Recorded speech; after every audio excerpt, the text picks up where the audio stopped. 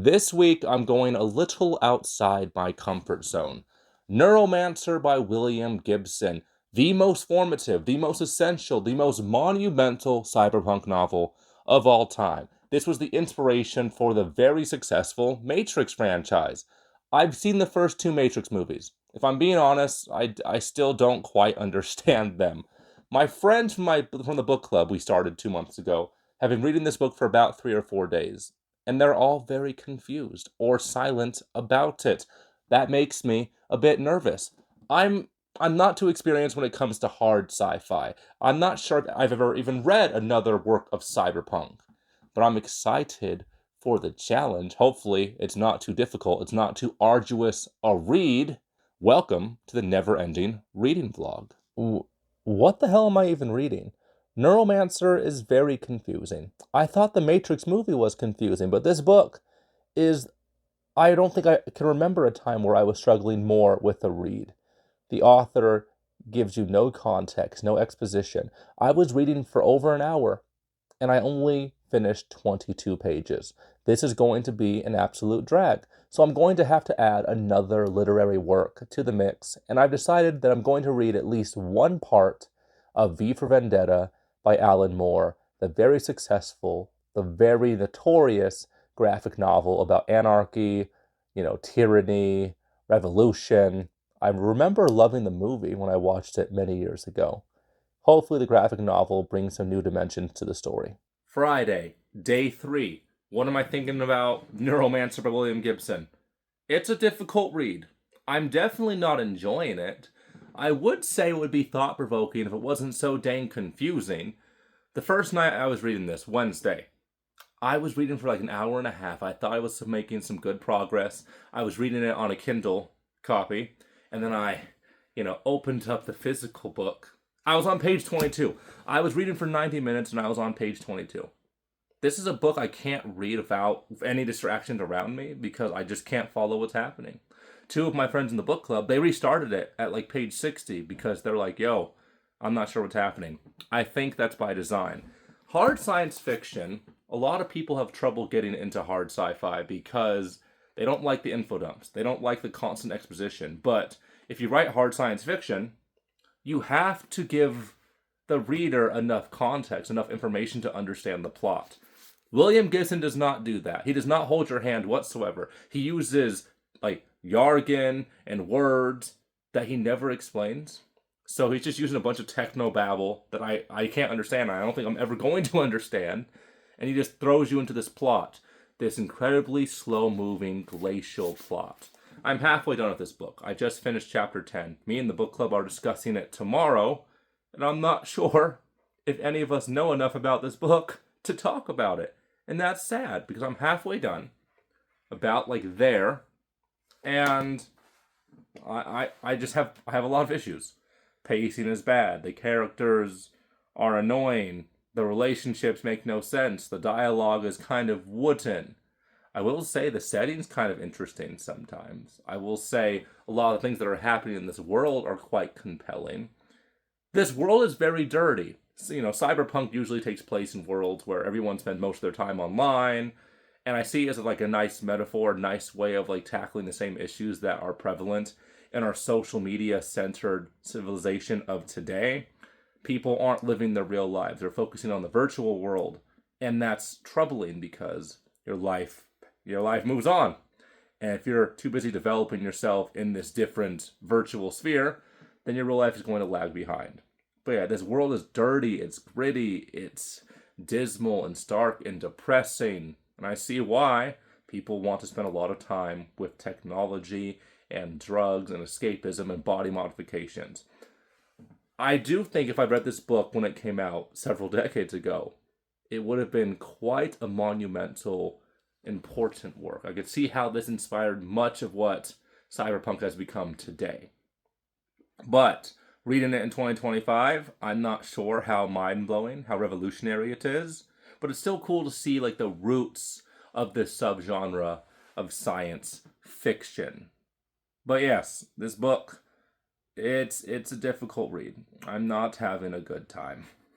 Saturday, I finished Neuromancer by William Gibson. The first half was atrocious, but all the author needed to do was add some Rastafarian space Jamaicans to the plot. There was a good number of Rastafarian space Jamaican characters. Why were they added to the plot? I don't know. Were the depictions of the way Jamaicans talk very good? Also, no. But I really liked it.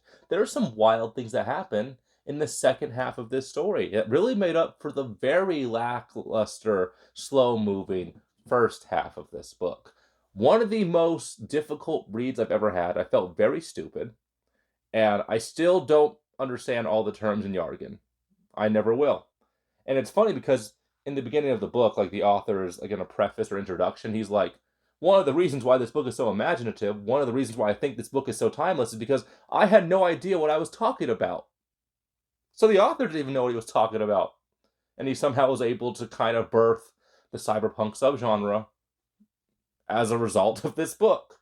I loved the ending. Wild twists and turns, a good feeling of catharsis. This is technically the first book in a trilogy, but you can read it as a standalone, and that's what I'm going to do. I have no interest in continuing on with the trilogy. So, why did I end up finishing this book today? Originally, my book club was going to meet and talk about Neuromancer. We were going to read half of it this week, half of it next week. But we canceled our meeting today. We moved it for tomorrow. And I'm like, well, I got an extra 2 to 3 hours that I had planned out to talk about this book. May as well finish it. So it took me 3.5 days to read the first half of the book, and half a day to read the second half. Really unbalanced work, but very thought-provoking, very philosophical at times. And I think the author, in some ways, predicted the future. And especially living in 2025, where social media and people live a vast spend a lot of their time on the internet in, cyber-like relationships, cyber-like actions.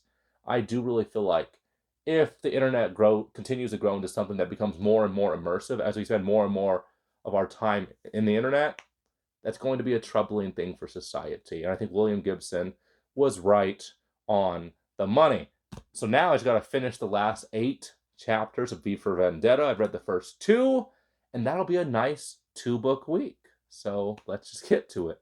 Sunday, I finished part 1 of V for Vendetta. 2 more volumes left. I think I've read 11 out of the 33 chapters, and it's quite interesting. Very interesting dialogue about anarchy and tyranny and authoritarianism and dystopian themes because, I've been reading a lot of dystopians so far in 2025, so it only makes sense that I'm enjoying V for Vendetta. I can't wait to finish it up sometime early next week. So far for 2025, it is January 19th. I have read 4 novels and 4 short stories. Oh, I read 2 short stories this week.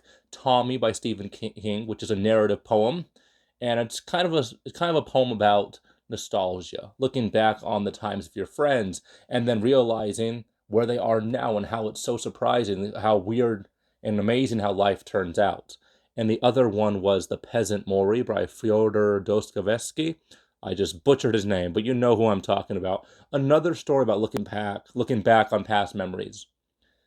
Because there are some memories in your past, and for no reason that you can explain, no reason that makes sense, some memories just are super clear in your mind's eye. You remember them with such clarity, and it's never the memories you want to get to remember them with the most clarity. It's always like this random thing. Like I remember this one time I was driving back from Boy Scout camp. We were going from California to Las Vegas, and I remember I locked eyes with this one girl in the car, and I could still remember that image so clearly. Super random. So the Peasant Mori kind of talks about that phenomenon, like how there are just some random memories that will never leave your mind's eye. So yes, one novel, the hardest novel of the year so far, Neuromancer.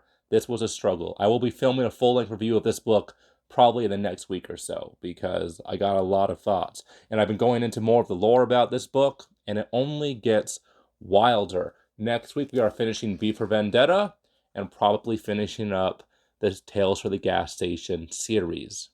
So I'm looking forward to next week. Thank you guys for watching the Neverending Reading Vlog, and I'll see you guys next week.